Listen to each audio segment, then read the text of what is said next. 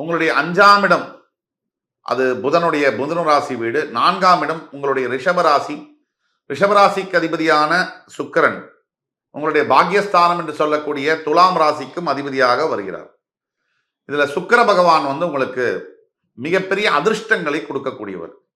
எப்பேற்பட்டவராக கும்பராசியில் நீங்கள் பிறந்தாலும் வாழ்க்கையில் ஒரு கட்டத்தில் நிறைய சொத்துக்கள் சேர்க்கக்கூடிய யோகம் என்பது உங்களை தேடி வரும். இது சத்தியம். இதுல விதிவிலக்குகள் உண்டு. விதிவிலக்குகள் விதியாகாது. இது உங்களுடைய 9ஆம் தலைவிதி.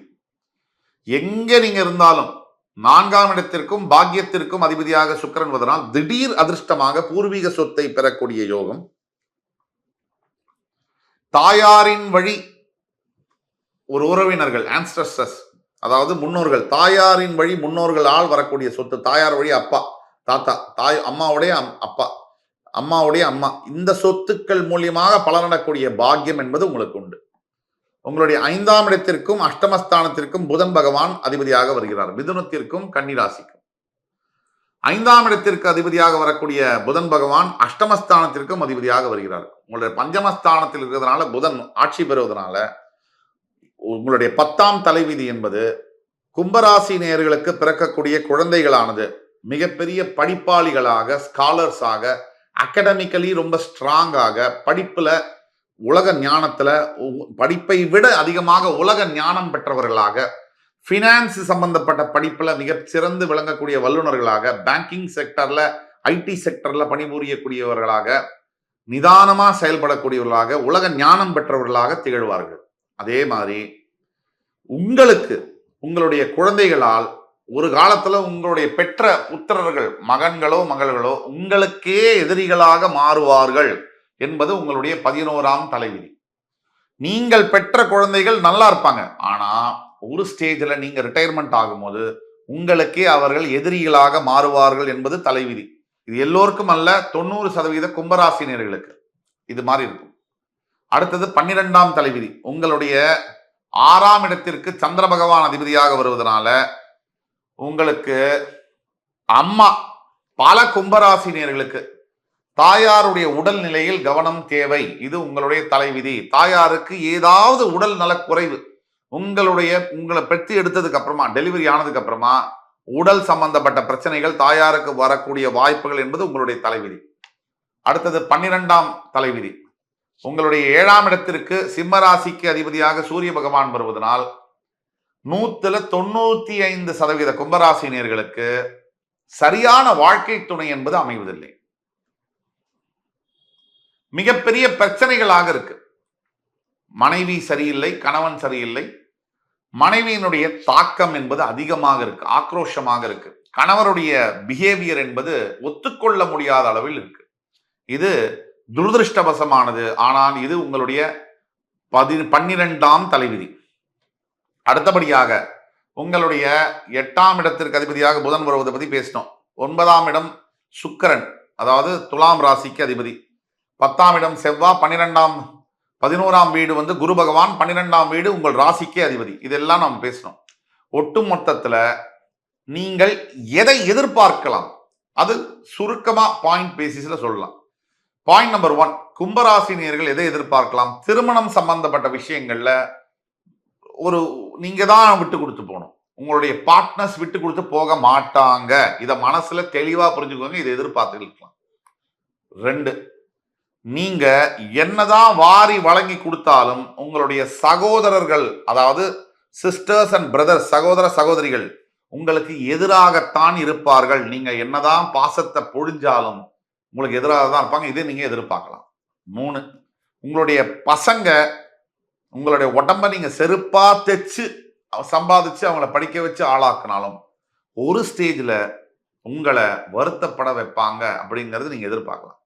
4, எவ்வளவு ஏழ்மையா நீங்க இருந்தாலும் ஒரு காலகட்டத்துக்கு பிறகு 2ஆம் பகுதியான வாழ்க்கையில் 30 வயசுக்கு மேல, 35 வயசுக்கு மேல மிகப்பெரிய அளவில் அசையா சொத்துக்களை சேர்க்கக்கூடிய யோகமும் பாக்கியமும் உங்களை தேடி வந்தே தீரும். இதை எதிர்பார்க்கலாம். 5, எல்லாத்துக்கும் மேல உங்களுடைய தாயாருடைய அனுகிரகம் என்பது உங்களுக்கு தேவை. தாயாருடைய சொந்தக்காரர்கள், தாய் மாமா, சித்தி, பெரியம்மா போன்ற சொந்தங்களுடைய அனுகூலங்கள் உங்களுக்கு கண்டிப்பாக தேவை. அது இருந்தால் மிகப்பெரிய அதிர்ஷ்டத்தை எதிர்பார்க்கலாம். ஒட்டு மொத்தத்துல கும்பராசிக்கு கண்டிப்பாக ஒரு 50, 55 வயசுக்கு பிறகு ஆன்மீகத்துல தன்னை அறியாத கண்ட்ரோல் பண்ண முடியாத அளவுக்கு ஒரு ஈர்ப்பு இருக்கும். மிகப்பெரிய ஒரு புல், அதாவது மேக்னெட்டிக் அட்ராக்ஷன் மாதிரி இருக்கும். இது கும்பராசிக்கு இருந்தே தீரும். இதுதான் கும்பராசியுடைய எதை எதிர்பார்க்கலாம். நியர் ஃபியூச்சர் ப்ரெடிக்ஷன் எடுத்தோம்னா, இப்போ நீங்க கும்பராசியில் இருக்கீங்க. சனி பகவான் கோச்சார ரீதியாக உங்கள் ராசியில் ஜென்ம ராசியில் இருக்கிறார், 7.5 சனியாக. உங்களுடைய 2ஆம் இடம் என்று சொல்லக்கூடிய மீனராசியில் ராகு பகவானும், உங்களுடைய 4ஆம் இடம் என்று சொல்லக்கூடிய ரிஷபராசியில் குரு பகவானும், உங்களுடைய 8ஆம் இடம் என்று சொல்லக்கூடிய கேது கன்னிராசியிலும் இருக்கிறார். இப்போ ஜென்மத்தில் இருக்கக்கூடிய சனியினால் மனது என்பது சரியான திசையில் பயணிக்க வாய்ப்பில்லை. அடுத்த 6 மாதம் முதல் 2 வருஷத்துக்கு மனதில் குழப்பங்களும் தேவையற்ற எண்ணங்களும் சஞ்சலங்களும் பயங்களும் வருது. 2, ராகு தனஸ்தானத்தில் இருப்பதனால் வரவு வரத்துக்கு முன்னாடியே செலவு ரெடியா இருக்கும். எவ்வளவு பணம் வந்தாலும் கையில சேர்த்து வைக்க முடியாத அளவிற்கு தேவையில்லாத செலவுகள். பணத்தை சம்பாதிக்கிறது ஒரு பகை கஷ்டம்னா அதை காப்பாற்றுறதுக்குள்ளே உயிரே போற அளவுக்கு இருக்கு. 3, 4ஆம் இடத்தில் இருக்கக்கூடிய குரு பகவானால் ஓரளவுக்கு பிரயோஜனம் இருந்தாலும் கூட சில நிலம், பிளாட், அபார்ட்மெண்ட் இதெல்லாம் வாங்கக்கூடிய சந்தர்ப்பங்கள்லாம் ஏற்படுத்தினாலும் கூட தாயாருடைய உடல் நலத்தில் கவனம் தேவை. அஷ்டமஸ்தானத்தில் இருக்கக்கூடிய கேதுவினால் வண்டி வாகனத்தில் செல்லும் போது மிக மிக மிக கவனமாக செல்ல வேண்டும். உடல் ஆரோக்கியத்தை கவனமாக பார்த்துக் கொள்ள வேண்டும். இத்தனையும் இருக்கு.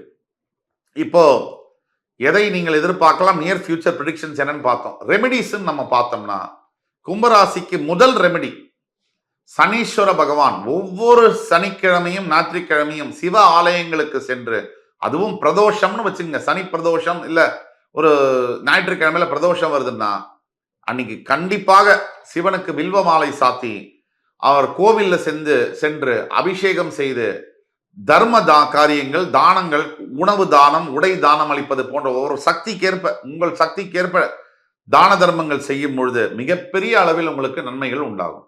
2வது ரெமெடி என்னன்னு பார்த்தோம்னா, அனாதை குழந்தைகளுக்கும் வயதான முதியவர்களாக இருக்கக்கூடிய அனாதைகளுக்கும் உணவளிப்பது, உடை அளிப்பது போன்ற விஷயங்களை தத்து எடுப்பது. அவர்களை குழந்தைய ஆன்லைன்ல கூட தத்து எடுக்கலாம். பெரியவங்களை தத்தெடுத்து அவங்களை கூட நீங்க வளர்க்கலாம். வீட்டில் வச்சுதான் வளர்க்கணுங்கிறதுல ஸ்பான்சர் பண்ணலாம். அப்படி பண்ணும்போது மிகப்பெரிய அளவில் மாற்றங்கள் தெரியும். 3வது ரெமெடி என்னன்னா, ஒவ்வொரு நாளும் ஓம் நம சிவாய நமக இந்த மந்திரத்தை 108 முறை தவறாமல் காலையில சீக்கிரமா எழுந்து குளிச்சுட்டு சுவாமிக்கு விளக்கேற்றிட்டு சொல்லும் பொழுது மிகப்பெரிய அளவில் வாழ்க்கையில் இந்த தியானத்தை தொடர்ந்து செய்யும் பொழுது மாற்றங்கள் நிகழும். 4வது ரெமெடி, உங்கள் அருகாமையில் இருக்கக்கூடிய ஆலயங்களில் இருக்கக்கூடிய பசு மாட்டிற்கு அகத்திக்கீரை செவ்வாய் மற்றும் சனிக்கிழமைகளில் கொடுக்கும் பொழுது வாழ்க்கையில் மிகப்பெரிய மாற்றங்கள் நிகழும். 5வது ரெமெடி, நீங்க உங்க குலதெய்வம் கோவிலுக்கு வருஷம் ஒரு முறையாவது நீங்க அவசியம் ஃபாரின்ல இருந்தாலும் இந்தியாவில் இருந்தாலும் போய் வரணும். இந்த ரெமெடிஸ் எல்லாம் நீங்க செய்யணும். ஆக என் அருமைமிக்க கும்பராசி நேயர்களே, இந்த வீடியோ உங்களுக்கு கண்டிப்பா பிடிச்சிருக்கும்னு நம்புறோம், பயனுள்ளதாக இருக்கும்னு நம்புறோம். அடுத்து வரும் காணொலியில் மறுபடியும் உங்கள் எல்லோரையும் இன்னும் பல அரிய தகவல்களுடன், சுவாரஸ்யமான தகவல்களுடன் சந்திக்கும் வரை உங்களிடமிருந்து விடைபெறுவது உங்கள் சுபாஷ் பாலகிருஷ்ணன். நன்றி, வணக்கம், வாழ்க வளமுடன்.